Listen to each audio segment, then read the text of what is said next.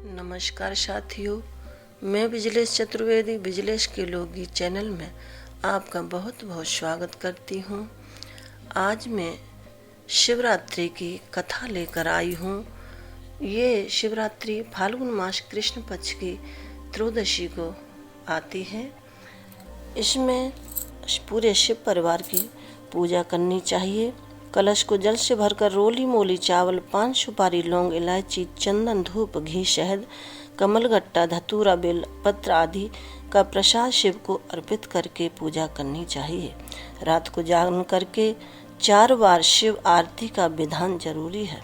दूसरे दिन प्रातः जौ, तिल, खीर तथा बेलपत्र का हवन करके ब्राह्मणों को भोजन करवाकर व्रत का पारण करना चाहिए। भगवान शंकर पर चढ़ाया गया नैवेद्य को खाना निषिद्ध है। जो इस नैवेद्य को खा लेता है वह नरक को प्राप्त होता है।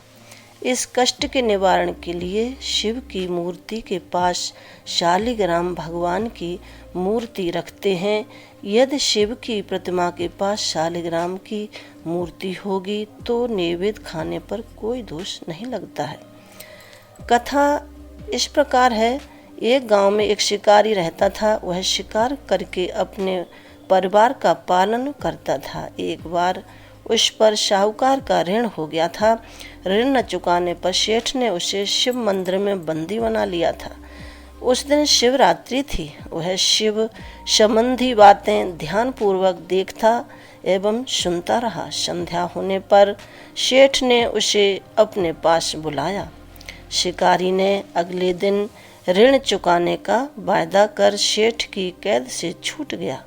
जंगल में एक तालाब के किनारे बेल वृक्ष पर शिकार करने के लिए मचान बनाने लगा। उस पेड़ के नीचे शिवलिंग था। पेड़ के पत्ते मचान बनाते समय शिवलिंग पर गिरे। इस प्रकार दिन भर भूखे रहने से शिकारी का व्रत भी हो गया और शिवलिंग पर बेलपत्र भी चढ़ गए। एक पहर व्यतीत होने पर एक गर्भिणी हिरणी तालाब पर पानी पीने के लिए निकली। शिकारी ने उसे देखकर धनुष बाण उठा लिया। वह हिरणी कातुर स्वर में बोली, मैं गर्भवती हूँ, मेरा प्रसव काल समीप ही है।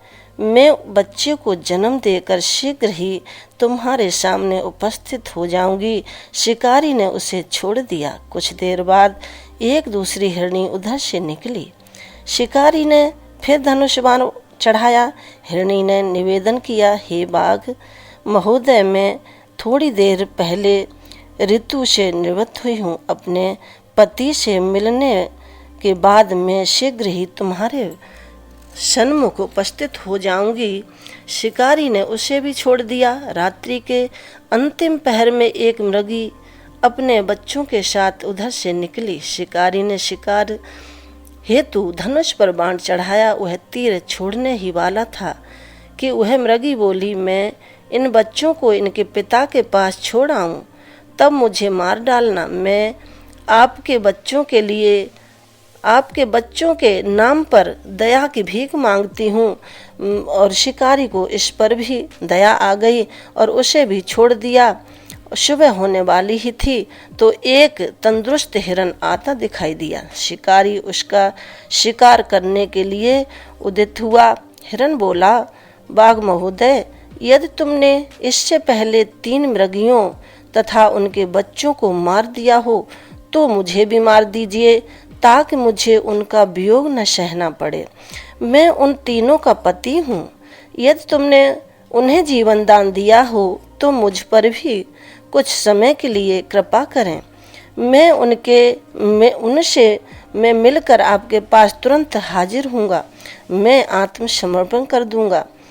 मृग की बात सुनकर रात की सारी घटनाएं उनके दिमाग में घूमने लगी। उसने मृग को सारी बातें बता दी। उपवास, रात्रि जागरण तथा शिवलिंग पर बेलपत्र चढ़ने से उसमें भगवत भक्ति का जागरण हो गया। उसने मृग को भी छोड़ दिया। भगवान शिव शंकर की अनुकंपा से उसका हृदय मांगलिक भाव से भर गया। अपने अतीत के कर्मों को याद करके वह पश्चाताप की अग्नि में जलने लगा। इधर जो हिरन था अपने परिवार से मिलकर और चलने लगा। हिरन अपनी हिरनी से बोला, मैं किसी से वायदा करके आया हूँ, मैं जा रहा हूँ, तुम बच्चों का ध्यान रखना। माँ अपने बच्चों का ध्यान अच्छी तरह रख सकती है, मेरी चिंता मत करना। हिरनी बोली, मैं आपसे पहले वायदा करके आई थी, मैं जा रही हूँ, आप ध्यान रखना। पति के बिना पत्नी का जीवन बेकार है, धिक्कार है ऐसे जीवन पर। मैं जा रही हूँ, आप बच्चों का ध्यान रखना। दूसरी हिरनी कहने लगी, नहीं आप नहीं, कोई नहीं जाओगे आप, मैं जाऊंगी, मैं आपकी सेविका हूँ। सेविका का धर्म है अपने सेवकों की रक्षा करना, यही धर्म है, तो इसलिए मैं जा रही हूँ, आप सभी यहाँ रहो। इस तरह से वो सभी हिरन और हिरनी चल दिए और बच्चों को पड़ोसियों को सौंप दिया। तो चल दिए जब, तो बच्चे जो है पीछे पीछे अपने माता पिता के पीछे पीछे चलने लगे और कहने लगे, जैसी गति माँ बाप की होती है वही बच्चों की होनी चाहिए, माता पिता के बिना हमारा जीवन व्यर्थ है। इस तरह से बच्चे भी चल दिए। थोड़ी देर बाद सभी शिकारी के पास आ गए और सभी कहने लगे, मुझे मार दो, पहले मुझे मारो और अपने परिवार का पालन पोषण कीजिए, पहले मुझे मारो। हिरन कह रहा, बच्चे कह रहे पहले मुझे मारो। ये सब जो उसने देखा, शिकारी ने जंगली पशुओं की जो है सत्यप्रियता, सात्विकता एवं सामूहिक प्रेम भावना को देखकर उसे बड़ी गिलानी हुई कि मैं आज तक सब जो है जीवों को मारता रहा और ये कितने जो है अच्छे हैं, कितना सोचते हैं अपने परिवार के बारे में, अपनी जान की परवाह नहीं करते हैं, मैं कितना बुरा हूँ, मैं आज तक कितने पाप करता रहा। ये भोले बाबा पर जो जल चढ़ा और बेलपत चढ़े, इसकी वजह से उसके जो है हृदय में जो है जोत जाग गई, तो इस वजह से उसका जो है बहुत ही दिल जो है अच्छा हो गया और वो इस तरह की सोचने लगा। उसके नेत्रों से अश्रुओं की झड़ी लग गई। उसने हिरन परिवार को मुक्त कर दिया। सभी देवी देवता इस घटना को देख रहे थे। भगवान शंकर उपस्थित हुए और भगवान शंकर ने उस जो है शिकारी को और पूरे हिरन परिवार को, शिकारी के परिवार को मोक्ष प्रदान किया। अगले जन्म में सभी सुख उन्हें मिले। ऐसी है भगवान शंकर की महिमा। बोल उमापति महादेव की जय, गौरी शंकर भगवान की जय। अगर हमारी वीडियो आपको पसंद आई हो तो लाइक करें, कमेंट करें और ज़्यादा से ज़्यादा शेयर करें। धन्यवाद।